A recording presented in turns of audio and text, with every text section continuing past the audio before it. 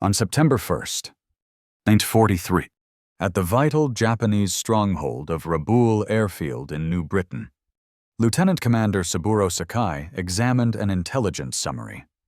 His one remaining eye, a stark reminder of a battle with American gunners a year prior, scanned the words. A laugh escaped his lips, cutting through the humid air of the operations tent. The Americans had created a new fighter, but it was reportedly as heavy as a bomber and as wide as a transport plane. They called it the Hellcat, because their intelligence suggested it weighed double their own Mitsubishi Zero. The consensus was clear. This was yet another American design failure. Through the tent flaps, he could see his squadron's A6M Zeros gleaming on the steel planking. They were sleek, nimble, and incredibly deadly.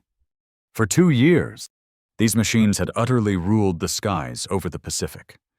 British Hurricanes, American P-40s, and Dutch Brewster Buffaloes had all been swept aside by the Zero's cannons.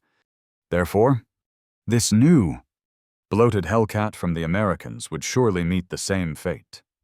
But what Sakai and his fellow pilots did not know was that in just 1 month, this supposed failure would start the complete destruction of Japanese naval aviation.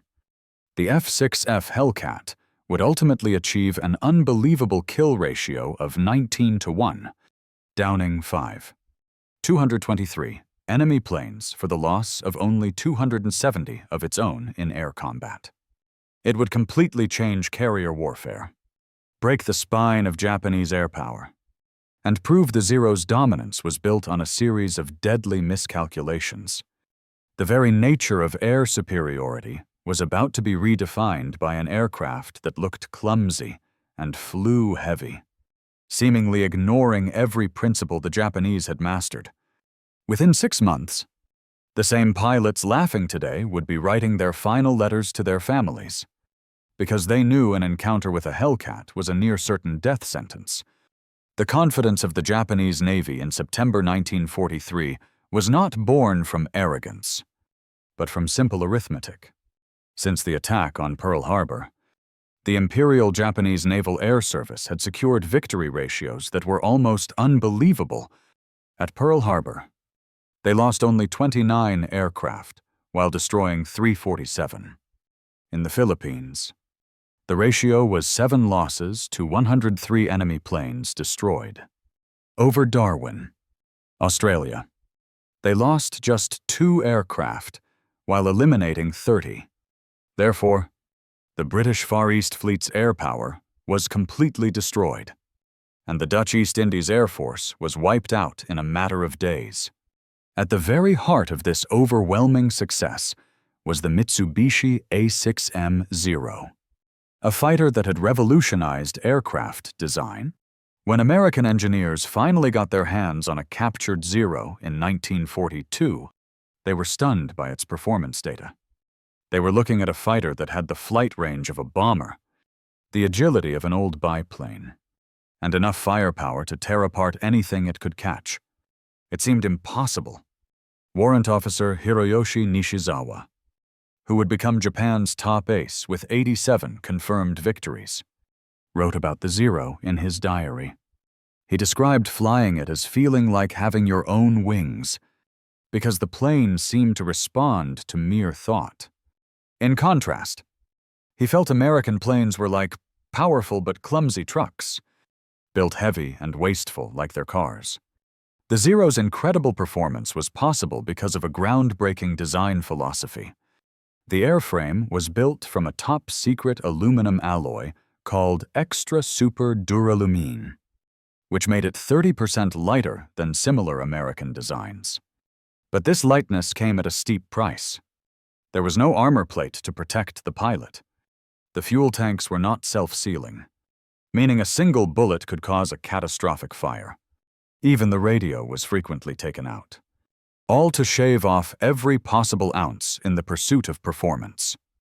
The first intelligence reports on the F-6F Hellcat came to Japan from neutral sources in Sweden in early 1943. The details seemed so outlandish that they were dismissed as either Allied propaganda or a deliberate attempt to mislead. The aircraft had a loaded weight of 186 pounds, whereas the Zero weighed only 800. Its massive wings spanned 334 square feet, and it was powered by a large, drag-inducing radial engine. It was loaded with 400 rounds of ammunition, armor plating all around the cockpit, bulletproof glass, and self-sealing fuel tanks that could hold 250 gallons of fuel. Captain Minoru Genda, the brilliant strategist behind the Pearl Harbor attack, reviewed these specifications at the Combined Fleet Headquarters. His conclusion, which is still preserved in Japanese defense archives, was utterly dismissive. He believed the Americans had learned nothing.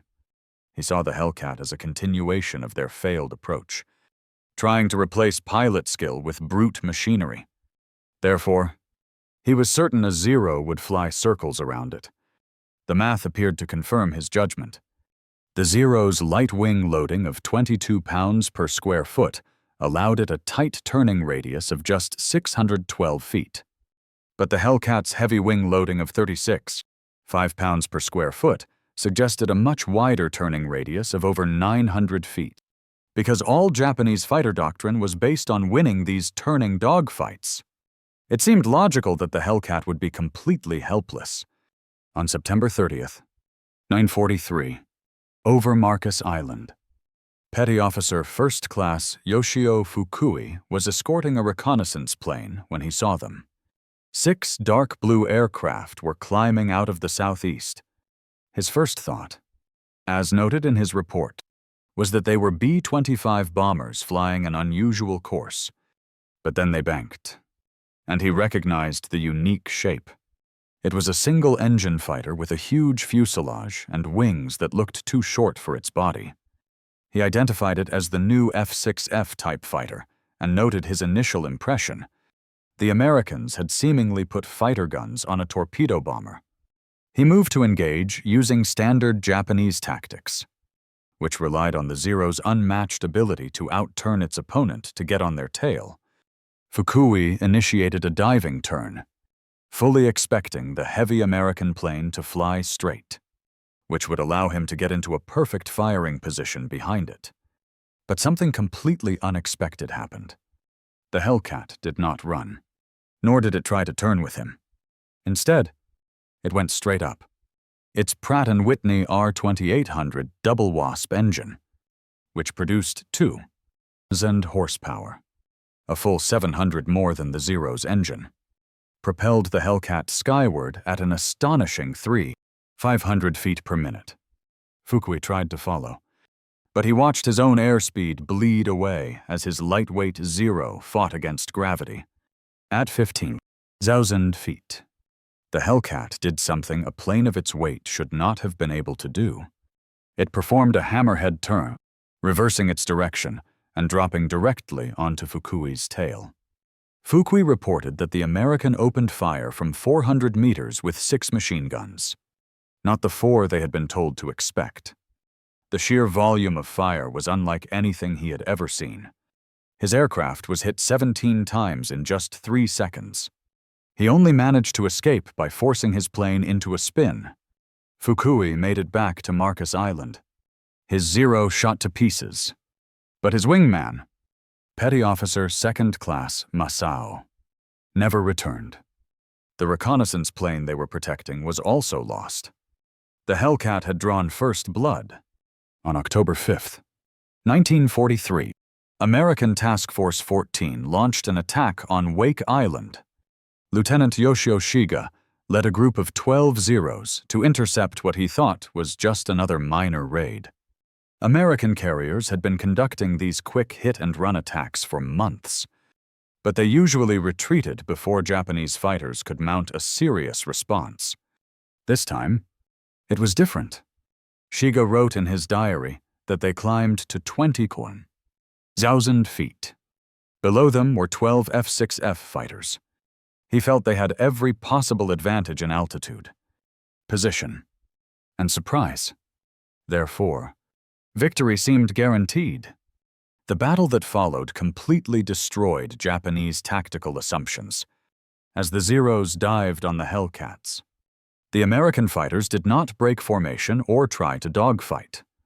Instead, they held their course, entering a shallow dive that allowed them to maintain their speed and energy. When the Zeros opened fire from a distance, hoping to get lucky, the Hellcats just soaked up the damage. This was because the Hellcat was built tough, with 212 pounds of armor protecting the pilot, another 110 pounds around the oil system, and self-sealing fuel tanks that could absorb numerous hits without exploding. As the Zeros used up their limited ammunition in diving attacks, the Hellcats began their counterattack. But instead of turning to fight, they used their weight as a powerful weapon. They climbed at full power, soaring to altitudes where the Zero's engine was starved for oxygen. At 25,000 feet, a Hellcat could still generate 650 horsepower, while the Zero was struggling to produce 900. Shiga described it vividly in his diary. They came down on us like hawks on sparrows. Their weight gave them incredible speed in a dive that we could not hope to match. They would dive, fire their 6 devastating guns, and then use their momentum to climb away before we could even react. 8 Zeros were shot down in that engagement. Not a single Hellcat was lost. By November 11th, 1943, at Rabaul, the grim reality had begun to sink in. The pilots of the 204th Air Group gathered to listen to Lieutenant Commander Torao Tanimizu, an ace with 32 victories. He was one of the very few who had faced Hellcats multiple times and lived to tell the tale. He told them to forget everything they had learned about air combat. The Americans had changed the game. They no longer fought a warrior's duel. Instead, they fought like executioners. Tanimizu explained the hard lesson Japanese pilots were learning across the Pacific. The Hellcat was not built to outturn the Zero, because it was designed to never get into a turning fight in the first place. American pilots used a doctrine known as energy fighting. They kept their speed and altitude high, trading that potential energy for kinetic energy in brutal, slashing attacks. These tactics gave Zero pilots no opportunity to use their plane's superior agility. Tanimizu continued his warning. They work in pairs, one high and one low. While you are trying to fight one, the other is already diving on you from above. Their radios, which the Japanese had mocked for adding weight, allowed them to coordinate their attacks perfectly. We fly as individual samurai, but they fight as a single, coordinated machine. In December 1940, at Truk Lagoon, Commander Mitsuo Fuchida, the man who had led the attack on Pearl Harbor, was now serving as an air operations officer. As he inspected damaged Zeros returning from combat, the growing technological divide became terrifyingly clear. The difference in firepower alone was staggering. A Hellcat's 6 Browning M2 machine guns could fire a total of 500 rounds per minute, with each 50 caliber bullet carrying 3 500 foot-pounds of energy. But the Zero's 7mm machine guns fired much lighter projectiles, with only 750 foot-pounds of energy each. Even more alarming were the reports of American radar-guided fighter direction. Japanese pilots still had to rely on their own eyes to find the enemy. But Hellcat pilots were being guided directly to their targets by controllers on ships who could see Japanese formations from 50 miles away. Lieutenant Sadamu Komachi recalled his first experience with this. They were climbing through clouds when the Hellcats hit them, without any warning. They came diving out of the clouds, already perfectly positioned on their heading. They knew their exact location, altitude, and course. It was like they were blind men fighting enemies who could see in the dark. By January 1944, The crisis in Japanese pilot training had become a catastrophe. Before the war, Japan had the most rigorous naval pilot training program in the world. It took 3 years, and pilots went into their first battle with 700 hours of flight time. But now, with staggering losses, naval pilots were being sent to the front with only 300 hours, and Army pilots with just 200. Severe fuel shortages meant that much of this training was done in unpowered gliders. Gunnery practice was reduced to a mere 50 rounds for each pilot. Advanced training in formation flying, instrument flight, and radio use was abandoned entirely to rush more bodies to the front lines. At the same time, American pilots were arriving in the Pacific with a minimum of 300 flight hours, including 50 hours in the specific aircraft they would fly in combat. They had fired thousands of practice rounds, practiced carrier landings until it was second nature, and mastered energy fighting tactics in the safety of American skies. Lieutenant Commander Yoshihiro Hashimoto, a training officer at Kasumigaura Naval Air Station, wrote a grim final report. "We are sending children to fight professionals." He recounted the story of Ensign Yamamoto, who had just arrived. The young pilot had never even fired his guns in the air because they had no ammunition for practice. He had never flown at night because there was no fuel for such training. In his first combat mission, he lasted only 7 minutes. Between October 12th and 16th, 1944, during the Battle of Formosa, Vice Admiral Shigeru Fukudome threw everything he had, over 700 aircraft, to halt the American carrier raids. The Japanese initially claimed a massive victory, reporting 26 carriers and battleships sunk and 300 aircraft destroyed. But the truth, revealed when the few surviving pilots returned, was devastating. The actual American losses were just 89 aircraft. Japan had lost 329 planes and nearly every one of its remaining experienced pilots. Lieutenant Sadaki Akamatsu, a veteran who survived, described it as a slaughter. He said the Hellcats were waiting for them at every altitude. It was not a battle, but a systematic extermination. On June 19th, 1944, during the Battle of the Philippine Sea, the Japanese Navy launched Operation Ago, a plan for a decisive battle to crush American carrier power. They committed 450 aircraft against the American Task Force 58, which included 450 F-6F Hellcats. Admiral Jisaburo Ozawa sent his planes in 4 waves. The first wave of 69 aircraft was picked up by American radar when it was still 150 miles away. Hellcats were sent to intercept them with every advantage. Lieutenant Zenji Abe, who was leading the fighter escort, saw them waiting like a steel curtain. The fight was over in 12 minutes. Of the 69 Japanese planes, 42 were shot down. By the end of the day, Japan had lost 346 carrier planes and 50 more from land bases. American losses for the day totaled only 30 aircraft. The American pilots gave the battle a new name, the Great Marianas Turkey Shoot. Then, during the Battle of Leyte Gulf on October 24th, 1944, Commander David McCampbell achieved an incredible record. Leading just 7 Hellcats, he engaged a force of 60 Japanese aircraft. In the 90-minute fight that followed, McCampbell personally shot down 9 planes, and his wingman took down 6 more.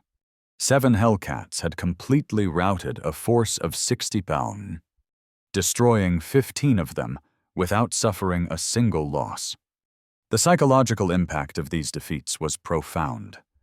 Japanese military psychologists later identified a condition among surviving pilots they called Hellcat psychosis. Japan's military leaders, unable to compete in the air, turned to a desperate new tactic. Vice Admiral Takejiro Onishi, the architect of the kamikaze program, explained the cold logic behind it. If a Zero attacks a carrier in a conventional way, its chance of success is almost zero, because the Hellcats will shoot it down. But if the Zero itself becomes a bomb, its chance of hitting the target rises to 30%. The pilot is going to die either way. As a kamikaze, at least his death could have meaning.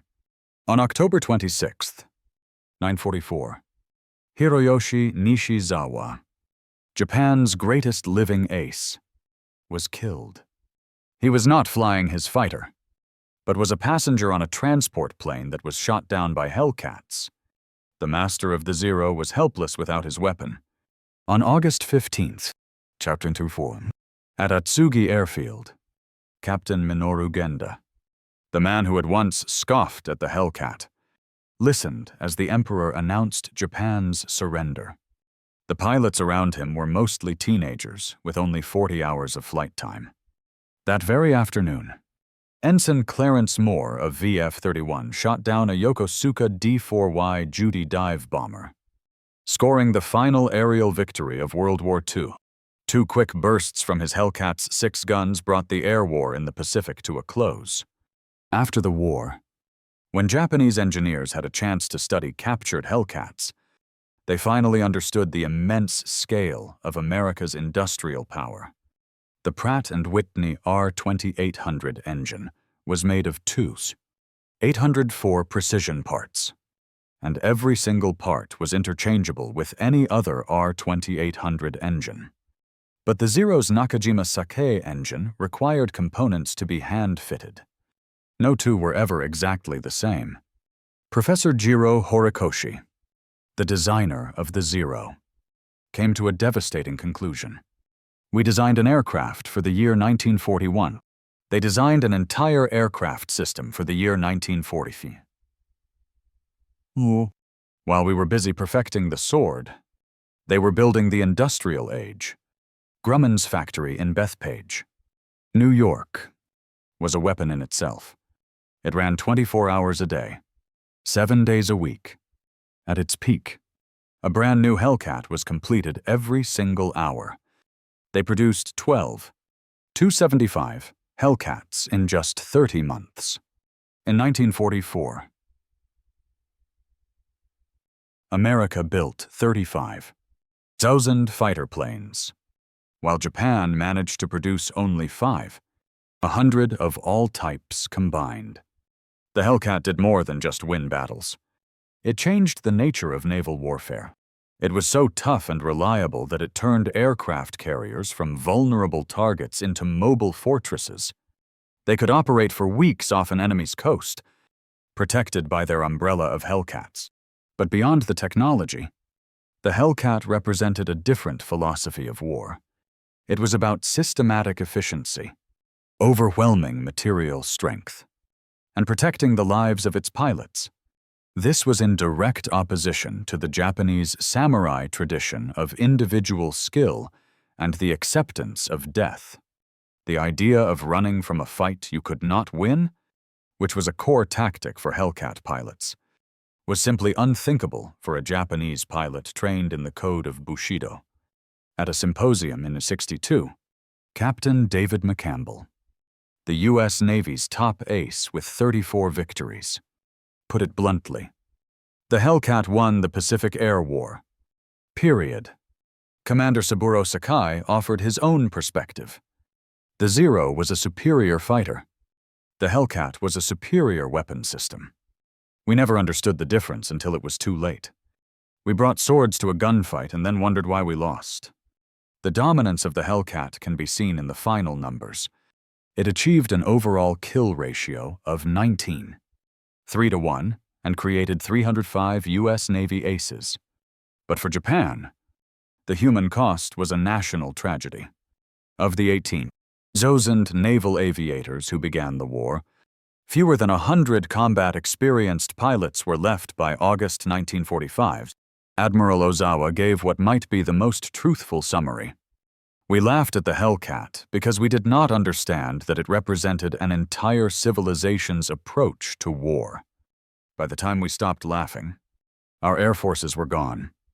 Lieutenant Commander Saburo Sakai lived until the year 2000.